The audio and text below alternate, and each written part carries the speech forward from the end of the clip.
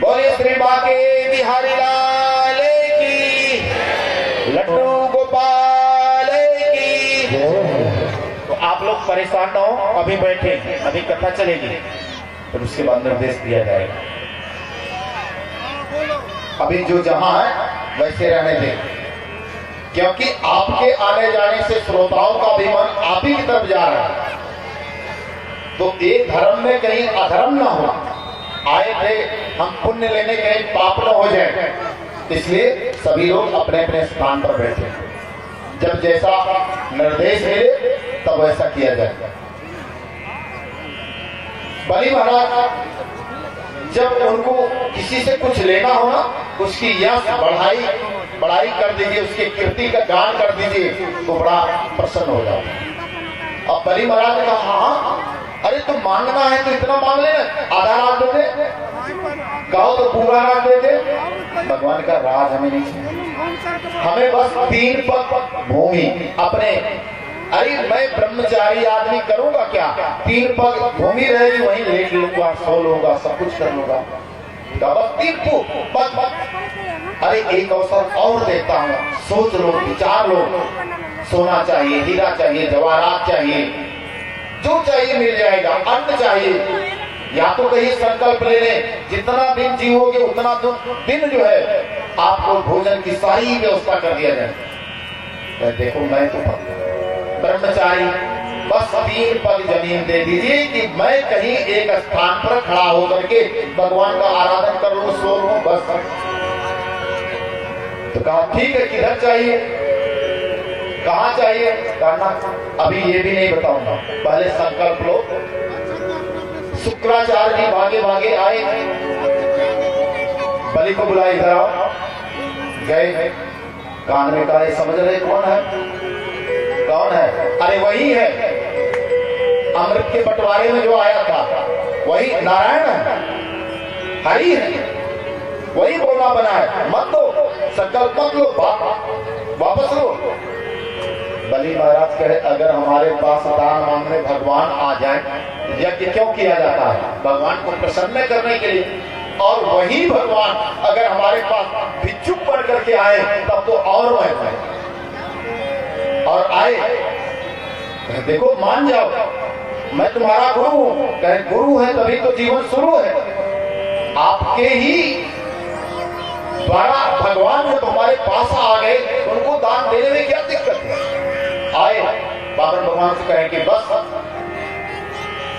आप संकल्प बोलिए महाराज, अब मैं 3 पग भूमि जहां कहिए वहां दूंगा।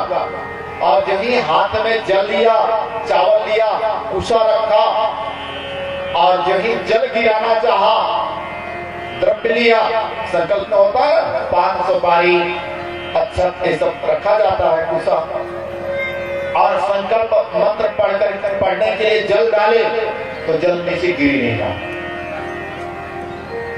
जल जो कमंडल होता है ना, छोटा वाला, पंडित जी लोग रखते हैं हमारे आचार्य, उससे जल गिरा रहे, जल गिरी नहीं रहा। शुक्राचार्य जी छोटा सा रूप बना करके उस टोटी में घुस गए, उस टोटी के अंदर। अब पानी आए कहां से, पानी बुला।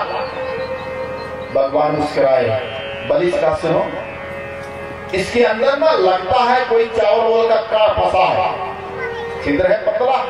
तो कुसा उठाया और कुसा का अगला भाग कहा, ये देखो इस नली को साफ करो तो, और जब ही लगाया अंदर, तब तक उनकी एक आंख,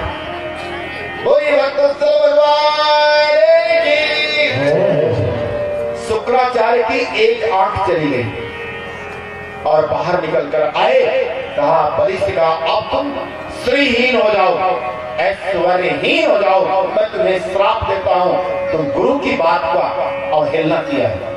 और कह करके चले। इस बात से एक निर्णय निकलता है, अगर कहीं भी कोई भी धर्म के लिए कोई भी किसी को दान दे, उसमें कभी भी अवरोधक नहीं बनना चाहिए।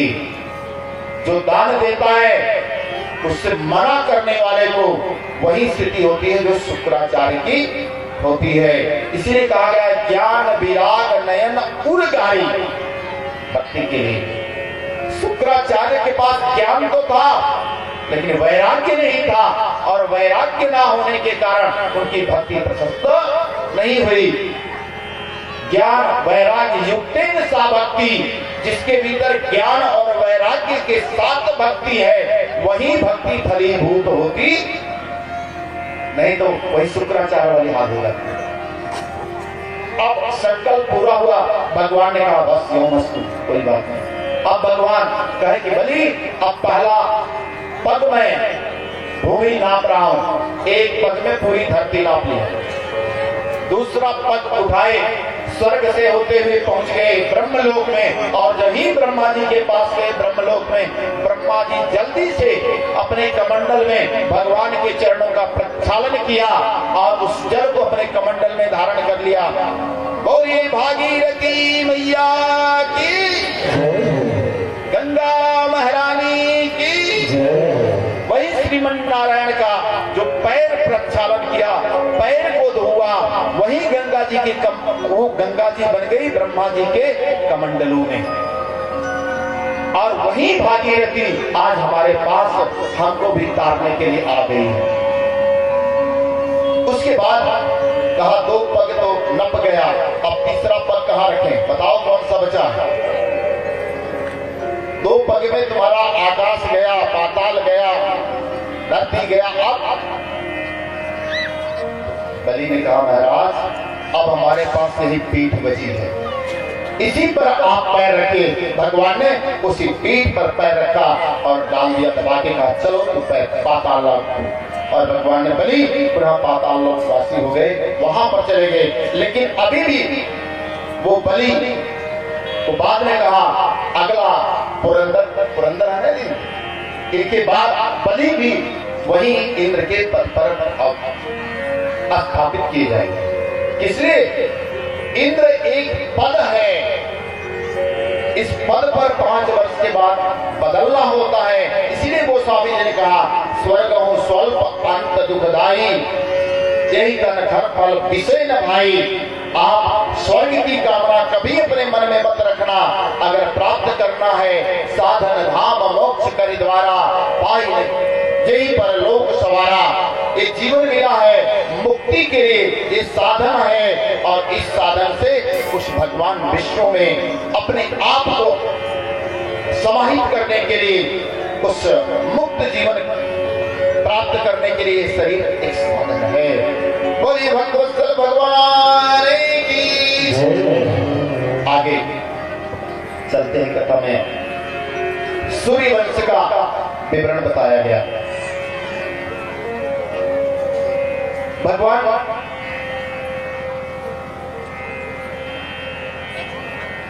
श्रीहरि के नाभि से एक कमल उत्पन्न हुआ, और उसी कमल से ब्रह्मा जी का सृजन हुआ। और ब्रह्मा जी से मरीचि, मरीचि से कच्छप, फिर विवस्वान, और उनसे मनु हुए। मनु की पत्नी का नाम था श्रद्धा, और श्रद्धा और मनु से कोई पुत्र उत्पन्न नहीं हो रहा था, तो मनु महाराज ने पुरोहित बनाया वशिष्ठ जी को। वशिष्ठ जी एक पुत्र प्राप्ति के लिए यज्ञ का अनुष्ठान कराए, और जब संकल्प बोला जाने लगा तो उनकी पत्नी श्रद्धा ने कहा देखो भाई हमें पत्नी चाहिए, अरे पुत्री चाहिए। मनु महाराज को पुत्र चाहिए और श्रद्धा को पुत्री चाहिए। अब इसी में जो वहां पे ब्राह्मण थे, उन ब्राह्मणों ने पुत्री के लिए संकल्प बोलवा दिया। संकल्प बोला गया पुत्री का, और यज्ञ के संपन्न होने के बाद बिटिया पैदा हुई। मनु महाराज आए, वशिष्ठ जी से पकड़े, वशिष्ठ जी इतना धन लगा है तो मनोकामना पूरा होने के लिए ना, ये धन लगा है मनोकामना पूरा होने के लिए, जो जो सामान लेके सब सामान आया, तो पुत्र तो पैदा हुआ लेकिन बिटिया क्यों हुई, बेटा हमको मांग। अब उन्होंने ब्राह्मणों के पास आया, और ब्राह्मण आए, श्रद्धा से कहा आप दोनों के चक्कर में हम लोगों पिस गए, 2 पाटन के बीच में साबुन बचा न कोई, हमारी हानि होने वाली है।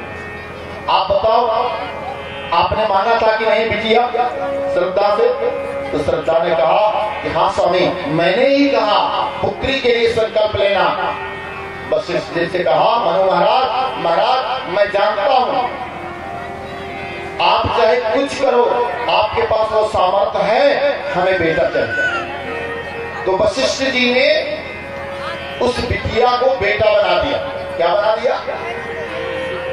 ये है हमारे ऋषियों का विज्ञान। आज कोई बिटिया से बेटा बनाएगा क्या? और वहीं उसका नाम रखा गया क्या? इला। वह इला एक दिन शिकार खेलने के लिए वन में गया और वह एक प्रदेश था शिव जी का, जिसमें शिव जी ने अभिमंत्रित करके कह दिया था, इसमें अगर कोई भी पशु आए तो नर अगर है तो वो भी माता बन जाए। सिर्फ स्त्री का, पुरुष का प्रवेश वर्जित है। और कदाचित ये अपनी सेना के साथ घोड़े पर सवार होकर के पहुंच गए उसी क्षेत्र में, और इला जो लड़की से लड़का बना था पुनः लड़की हो गई। और जब पुनः लड़की हो गया, अब उसके बाद वहीं पर प्रसंग तो बहुत बड़ा है, बाद में गर्भवती हो गया, शादी कर लिया। बाद में पुनः जब मनु महाराज को पता चला तो मनु महाराज वशिष्ठ जी के पास गए, तो वशिष्ठ जी ने 6 महीना लड़का 6 महीना लड़की ऐसा बना दिया। ये हमारा विज्ञान है, ये हमारी ऋषि परंपरा है। इसीलिए ऋषि और कृषि परंपरा हमारी बड़ी प्रधान है। ऋषि और कृषि परंपरा से जब हम संपन्न थे तब भारत जगत गुरु था। लेकिन आज जब हमारी ऋषि परंपरा गई, कृषि परंपरा गई, तो हम एक स्वतंत्र होते हुए भी दास्ता को ही स्वीकार करने को मजबूर हो जाते हैं। कहीं न कहीं से आज भी बोले श्री बांके बिहारी लाल की। इसके बाद मनु महाराज ने पुनः 10 पुत्र पैदा किए। इस प्रकार से आगे कथा चलती गई। इक्ष्वाकु वगैरह इत्यादि हुई। एक सुकन्या थी, उसने च्यवन ऋषि को गलती से, च्यवन ऋषि आप जानते हैं, च्यवन ऋषि का नाम सुना होगा, च्यवनप्राश। च्यवन ऋषि ध्यान की अवस्था में बैठे हुए, उनके ऊपर पूरा दीमक लग गए थे, उनके शरीर में कुशा उग आए थे। कुशा होता ना, कुशा के पौधे शरीर में उग आए और वो चुपचाप बैठे थे। उनकी आंख चमक रही थी और ये सुकन्या आई और सुकन्या के को लगा कि ये क्या है चमकीला। एक कांट उठाई और उसी में कांट से सोचा ये बिल है, उस बिल में डाला, इनका आंख फूट गया। आंख फूट गया, दूसरे में डाली, वो भी आंख चला गया। बाद में जब उन्होंने आवाज लगाई डर गए और उसके बाद सुकन्या का साथी उससे हुआ। फिर उसने सेवा किया और वहीं च्यवन ऋषि बाद में अपने आप को इस औषधि के द्वारा पुनः युवा बन गए, स्वस्थ हो गए। और ये अश्विनी कुमार वैद्य आकर के उनके आंखों को वापस कर दिया और वो बुजुर्ग से पुनः युवा हो गए। बोले श्री बांके बिहारी लाल की। आगे कथा चंद्रवंश में आती है। नवग थे, नवग के पुत्र हुए नाभाग, नाभाग के पुत्र थे अम्बरीश। क्योंकि समय भी देख रहा हूँ, आप लोगों का उत्साह भी देख रहा हूँ, सबका मन बस वही है कि किससे जन्म हो जाए फिर प्रसाद मिले चल रहे। इसलिए बहुत सारे प्रसंग हैं। अम्बरीश की कथा पे मैं आता हूँ। अम्बरीश ब्रह्मज्ञानी साधक थे। ब्रह्मज्ञानी का मतलब जानते हैं? जो उस ब्रह्म को अपने हृदय में प्राप्त कर लिया और भीतर बाहर सिया राम में सब जग जानी, करहु प्रणाम जोर जुग वाणी। सबके भीतर एक ही ईश्वर को जो देखे, सबके भीतर उस ब्रह्म को जाने और उसी ब्रह्म को हमेशा सबके भीतर वो देखते थे। उन्होंने अपने पूरे राज्य में एकादशी व्रत का ऐलान किया।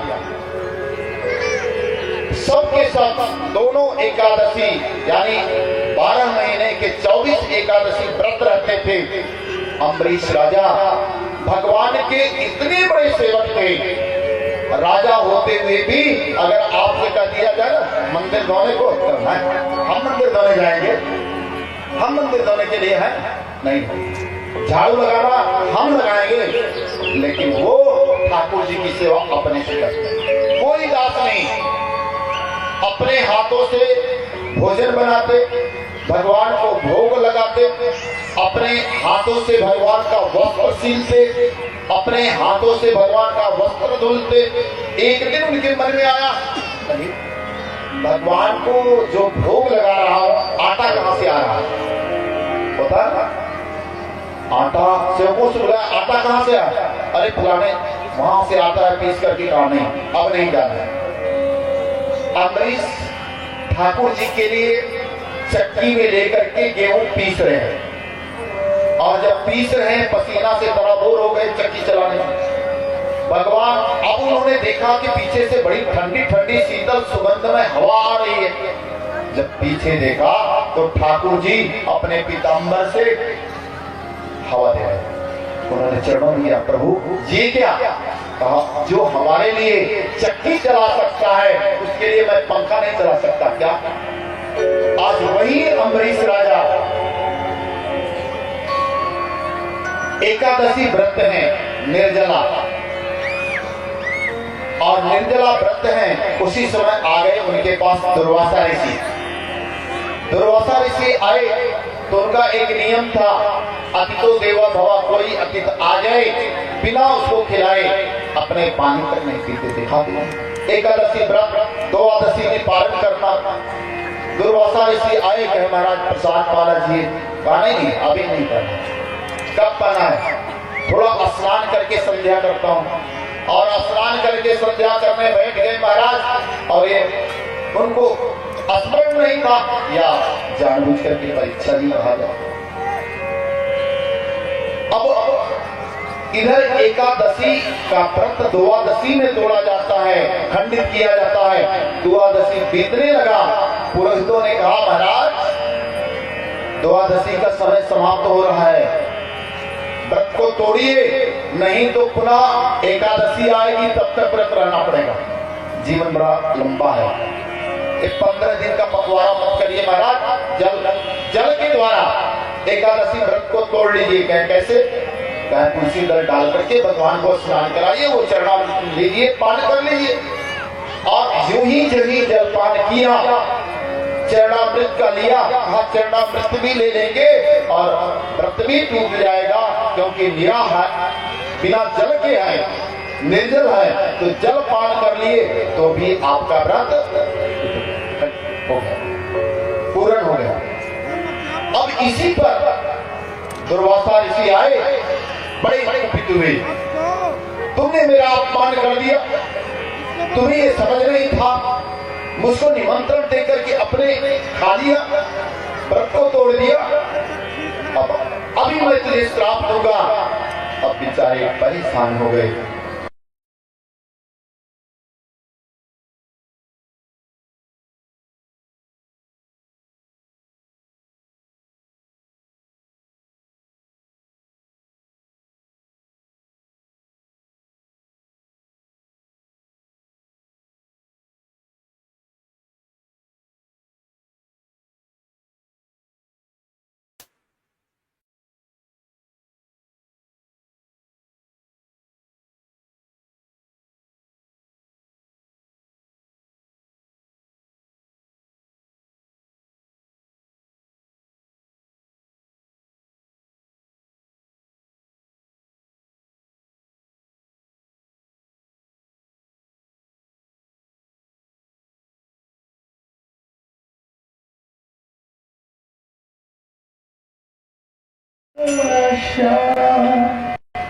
तुम गए न जाओ, सुन ले तो कहा विनती, सुन ले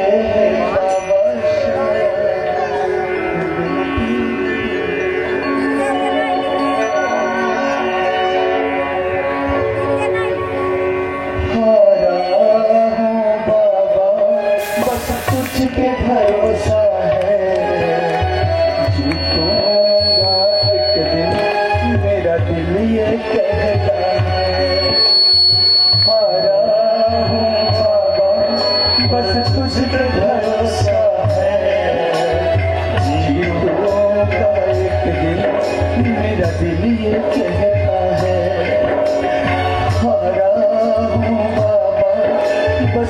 तुझ पे भरोसा है, जीतूंगा एक दिन, मेरा दिल ये कहता है।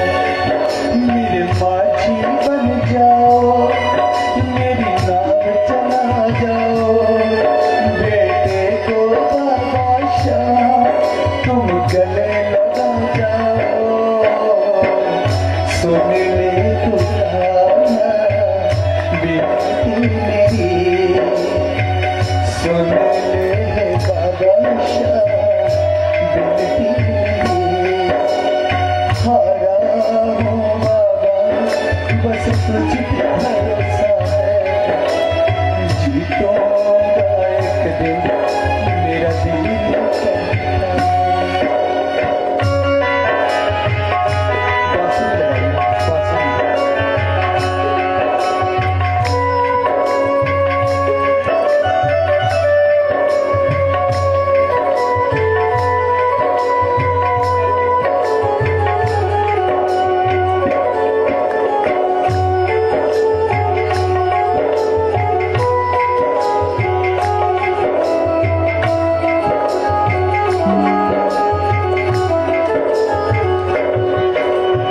मैंने सुना है तू दुखड़े मिटाता है, मैंने सुना है तू दुखड़े मिटाता है। बिन बोले भक्तों की तू बिगड़ी बनाता है, मेरा भी तू हाथ काम करना दिखा देना। मिलता किनारा कोई सहारा, मिलता किनारा कोई सहारा। हारा हूँ बाबा, बस तुझ पे भरोसा है, जीतूंगा एक दिन, मेरा दिल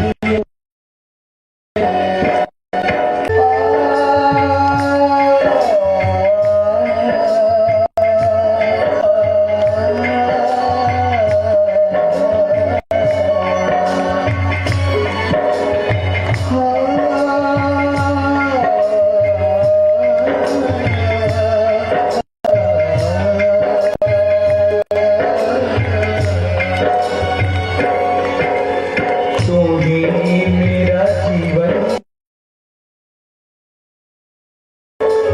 तू ही मेरा जीवन, प्रभु तू ही सहारा है। जीवन नहीं आता, बस तू ही किनारा है। हाथ काम कर हे मेरे प्रभु जी, पार लगा देना।